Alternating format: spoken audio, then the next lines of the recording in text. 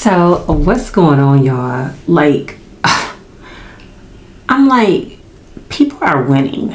People are out here winning. People are caught up sometimes in a cloud of, I don't want people to win. I don't want people to be happy. I don't want people to progress. I'm like, wait a minute. It wasn't long ago that Nelly was, his name, just out there, blasted. Because when I think of Nelly, I think of Nelly, his brand. Yes, I do think of the St. Lunatics, Nellyville. I remember when that album had dropped. But y'all, another lawsuit being mentioned now. Another one, when it wasn't too long ago that we heard about the last one, which I covered that one when I still have that channel, but that channel is taking another direction. So I do appreciate y'all coming over on this channel and those who have subscribed and leaving comments. I appreciate all of that interaction.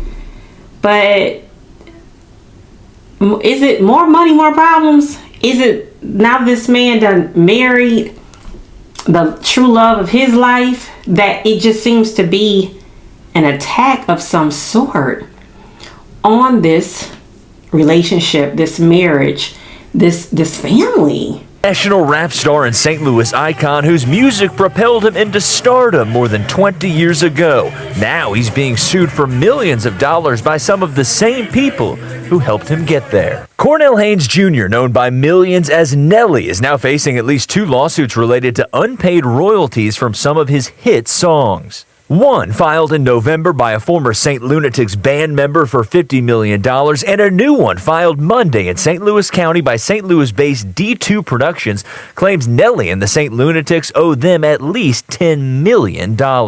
When they became very famous, oftentimes people move on and try to forget who was left behind. St. Louis attorney Jay Kanzler is representing D2, founded by brothers David and Darren Stith. Kanzler says this new lawsuit centers around unpaid royalties from an alleged secret agreement between Nelly and his former St. Lunatics band members, where they gave Nelly sole credit for their songs so they could all avoid paying D2. Nelly bought himself out of a contract with D2 in 2000. He's now accused of skirting payments to the producers he came up with. And as an album goes multi-platinum and makes tens of millions of dollars, even a small fraction of that. And D2 was entitled to a significant portion of that money that they never did receive. Kanzler says all of these alleged details just recently came to light during an online dispute between Nelly and his former bandmates. Nelly's attorney, Scott Rosenblum, told Fox 2 Tuesday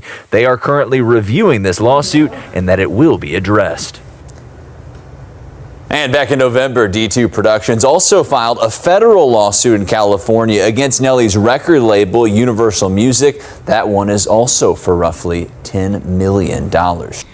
And I know sometimes, I don't know at what age Nelly got signed or the St. Lunatics or when they started music, but they were young. They were young. I don't know the exact age, but I know 20s is not, as we know, 20s is not the same as somewhere in your 50s or somewhere in your 40s or in your 30s. So what I mean by that is, yeah, I guess sometimes you might sign some paperwork. I'm not saying that's what Nelly did, but you may not know the paperwork that you may have signed. Those who maybe have experience in the industry, like for instance a studio, who's on the up and up here? I don't know. I mean, it's going to be determined if this alleged lawsuit goes through, or who's trying to sue who. But sometimes when people's lives don't quite pan out and then here they are 20, 30 years later, like, I need my money. I want my money. Now, if that's the case, I hope they get their money. If it's just, people coming around in the circle like, well, shoot, I see You know, they out here progressing, and you know, me and my family, we going through the situation we going through. We want our money too, or we need some money too. Sometimes I know sometimes lawsuits can be fake, fictitious, made up. People just out here, you know, grabbing at people. Sometimes they are real, on the up and up, and people do want to be paid accordingly. I don't know. I'm not an attorney. I'm not in the legal field. I'm just giving an opinion, but it just really does seem to be like, wow, now you're dealing with this. Because things was, you know, hush, hush, you know, all these years. And then it's like all of a sudden, this man done got married, him and Ashanti done got together.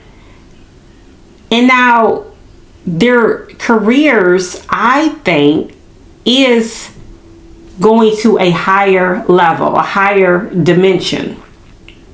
With that, I do think it's sometimes more eyes on you. And whatever the outcome is,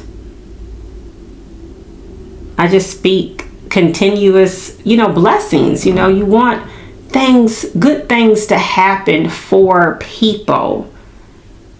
Ourselves, you know, we want good things to happen. But when things just seem like they're just spinning out of control, it's like, my gosh, what is next? But it will get your attention to take a look at your life and think, well, what is some things that I do need to correct at this very moment? What are some things that I do need to consult about? Because sometimes this paperwork be so janky in life. Again, you don't know what you're signing. And these music industry, the industry of life, doing business, it's not always on the up and up. People's minds is sometimes not in the right place.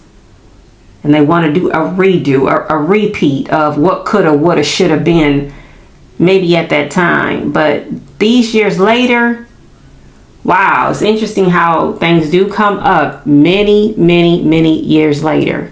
You know, everybody's on that, at that time, I'm sure everybody was on that hype time, like, we about to do this. But sometimes people don't always think people is going to make it and their careers are going to go forward. But how long ago was Nelly potentially in this studio? Some things just make you say, I don't know. But what y'all think? What y'all think? What's your take on this? Does it seem to be like it's something just be coming up out of nowhere when it comes to Nelly and Ashanti? Just out of nowhere. People feel how they feel about Ashanti. People feel how they feel about Nelly. For whatever reason, people wasn't wanting them to even get back together. But it's their lives. People have to live their lives and do what's best for them. Because at the end of the day, who's going to be there for you? Who's going to be there for you? It's like people be trying to dictate other people's lives and just seek and weep havoc on people for whatever reason.